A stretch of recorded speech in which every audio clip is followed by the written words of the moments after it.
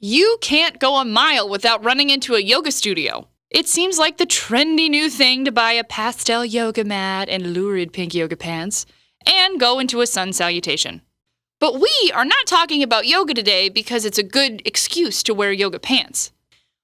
This week on WellCast, we're going to show you why even just a few minutes of yoga a week will make you more mentally alert, happier, and healthier.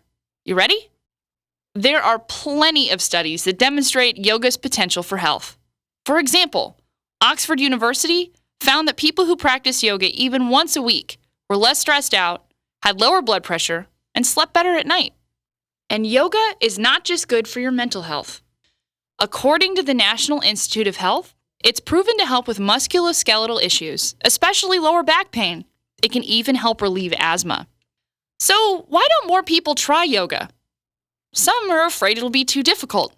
You see enough people bent into pretzels, and you start to believe that you'll never be flexible enough. But what you might not know is yoga isn't a one-size-fits-all proposition. There are tons of different types of yoga, all with names that are kind of difficult to remember. There's Hatha, Bikram, Vinyasa, the list goes on. And while some types do encourage a hard workout where you bend and flex in insane positions and sweat bullets, yoga can more simply be just used as a meditative tool. And you get the same mental health benefits.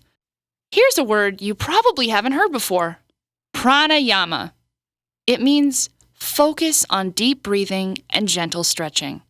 It's also what people in that Oxford University study tested and found to be so intricately connected to happiness. Anyone in any skill level can try pranayama, so that is what we're going to practice today on WellCast. Okay, stand comfortably, evenly on your 2 feet. You shouldn't be on your heels or on your toes. Center yourself, and then notice your breath. Breathe deeply. Try to stay away from shallow chest breathing. Take a few minutes just to focus on your breath. Now it's time to link your breath and movement. Gentle stretching style. When you breathe in, raise your arms. And when you breathe out, lower your arms. Simple as that. Keep your shoulders down and relax your hands. If you want, you can spend 20 minutes doing this. The simple stuff is good stuff. Or you can look up something a little bit more involved. Try Googling sun salutation or beginner's yoga sequence. Spend a little time taking stock of how you feel. What do you think of yoga now that you've tried it for the first time? Okay, pause and print this WellCast worksheet to answer the following questions. 1. How did you feel before your yoga practice? What worries were you focusing on that day? 2.